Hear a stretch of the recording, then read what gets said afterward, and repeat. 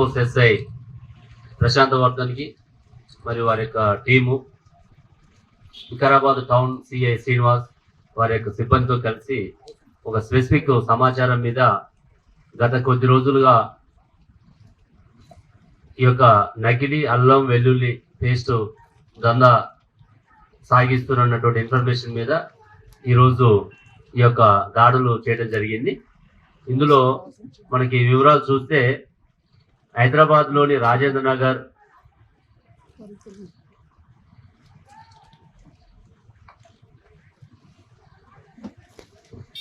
ఉప్పర్పల్లి సంబంధించినటువంటి మాన్షుక్ మరియు అజిత్ చారణ్య వీరిద్దరూ కొద్ది రోజులుగా హైదరాబాద్లో ఉన్నటువంటి అత్తాపూర్ సమీపంలో ఒక ఇండస్ట్రీని ఏర్పాటు చేసుకొని వాళ్ళ ఇంట్లోనే ఒక చిన్న పరిశ్రమలాగా చేసుకొని అసలు ఎలాంటి అల్లము వెల్లుల్లి వాడకుండానే అల్లం వెల్లుల్లి పేస్ట్ తయారు చేయొచ్చు అని చెప్పేసి వీళ్ళు నిరూపించడం జరిగింది. దానికి మన వికారాబాద్ జిల్లా ప్రజలు విక్టిమ్స్గా వాళ్ళు వాడుకోవడం జరుగుతుంది ఒక మార్కెటింగ్లో భాగంగా.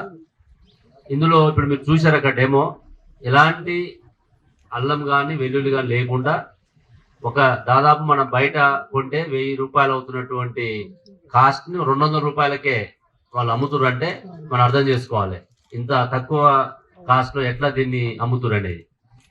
దీనిలో వాళ్ళు వాడుతున్నటువంటి మెటీరియల్ చూస్తే వెల్లుల్లి పొట్టు, యాసిడ్స్ మరియు కెమికల్స్, అజెంటాక్స్, టైటానియం డయాక్సైడ్, ఆంథమ్ గమ్, ఈ కెమికల్స్ని వాడి వాళ్ళు అల్లం వెల్లుల్లి పేస్ట్ అని చెప్పేసి వాళ్ళు చెప్పడం జరుగుతున్నది. 5 కేజీల కాటన్ బాక్స్ను వాళ్ళు కేవలం 200 రూపాయలకే అమ్ముతున్నారు. ఈ సమాచారాన్ని వీళ్ళు సేకరించి టాస్క్ ఫోర్స్ వాళ్ళు, గతంలో మీరందరూ చూసి ఉంటారు, వికారాబాద్ జిల్లాలో పనిచేస్తున్న టాస్క్ ఫోర్స్ అనేక సందర్భాల్లో నకిలీ టీ పౌడర్ కానీ, నకిలీ ఆహార పదార్థాలకు సంబంధించిన తయారీ కానీ ఎన్నో రకాల కేసులు వేయడం జరిగింది. వీళ్ళు ఇప్పుడు ఈ అల్లం వెల్లుల్లి పేస్ట్ని ముఖ్యంగా ఇక్కడ ఉన్నటువంటి హోటల్స్, ఫాస్ట్ ఫుడ్ సెంటర్స్ని వాళ్ళు ఆసరాగా చేసుకొని ఈరోజు ఆటోలో తీసుకొస్తున్నారు. ఆటో నెంబర్ కూడా ఇవ్వడం జరిగింది. ఇక్కడ వీళ్ళు హై5 మరియు టేస్టీ కింగ్ టైగర్ అనేటువంటి బ్రాండ్ పేరుతోటి వీళ్ళు ఈ అల్లం వెల్లుల్లి పేస్ట్ని 5 కేజీలకి ఒక బాక్స్ లాగా అమ్మడానికి ప్రయత్నం చేస్తున్నారు. అంటే దాదాపు మనం బయట అల్లం కొన్నా వెల్లుల్లి కొన్నా కేజీ 200 నుంచి 300 రూపాయలు ఉంటుంది. అట్లాంటిది 5 కేజీల ఈ పేస్ట్ని వాళ్ళు 200 రూపాయలకే అమ్ముతారంటే ప్రజలు కూడా గమనించాలి.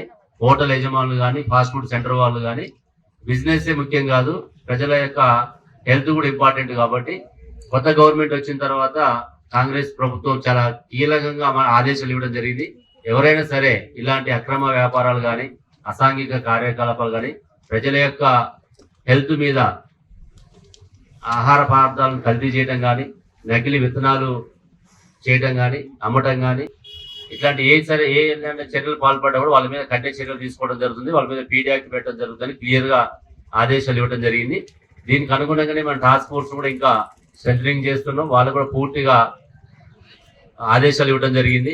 ఇలా ఎవరున్నా సరే, ఎంత పెద్దవాళ్ళు ఉన్నా సరే ఎవరిని వదిలిపెట్టొద్దు అనేటువంటి ఉద్దేశంతో మీకు మీడియా ద్వారా కూడా అప్పీల్ చేస్తున్నాం. ఎవరైనా సరే ఇలాంటి కార్యకలాపాలకు పాల్పడితే డయల్ 100 కానీ మన టాస్క్ ఫోర్స్ ఎస్ఐ నెంబర్ కూడా మీకు ఇవ్వడం జరుగుతుంది. ఇందులో 87-125-83483 ఇది ఎస్ఐ టాస్క్ ఫోర్స్ నెంబరు. ఎవరైనా సరే మీ ఏరియాలో ఇలాంటి కార్యకలాపాలు జరిగితే మీరు నేరుగా ఫోన్ చేసి సమాచారం ఇవ్వచ్చు, లేదా వాట్సాప్లో పంపవచ్చు.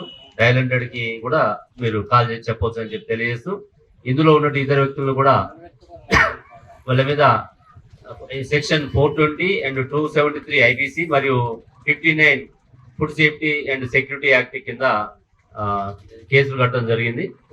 దాదాపు 11.14 క్వింటాల పెద్ద మొత్తంలో, అంటే ఇదంతా కూడా మార్కెట్లోకి పోతే ఎంతమంది ఆరోగ్యాలు డ్యామేజ్ అయితే అనేది మనం అంచనా వేసుకోవచ్చు. మరి 11 క్వింటాలు ఈ యొక్క నకిలీ అల్లం వెల్లుల్లి పేస్ట్ని సీజ్ చేయడం జరిగింది. అదేవిధంగా ఆటో, మిగతా మెటీరియల్స్ను కూడా సీజ్ చేయడం జరిగింది. వీటన్నిటిని కూడా కోర్టులో సబ్మిట్ చేసి వాళ్ళ మీద చర్యలు తీసుకోవడానికి మా ప్రయత్నం చేస్తామని చెప్పి తెలియజేస్తూ, ఎవరైనా సరే ఇట్లాంటి చర్యలు పాల్పడితే వాళ్ళ మీద నిఘా ఎప్పుడు ఉంటుందని చెప్పేసి, ఎవరు ఎంత పెద్దవాళ్ళైనా చట్టం పరిధి నుంచి తప్పించుకోలేరని చెప్పేసి వికారాబాద్ జిల్లా లా అండ్ ఆర్డర్ పోలీస్ కానీ టాస్క్ ఫోర్స్ కానీ చాలా యాక్టివ్ గా పనిచేస్తుంది.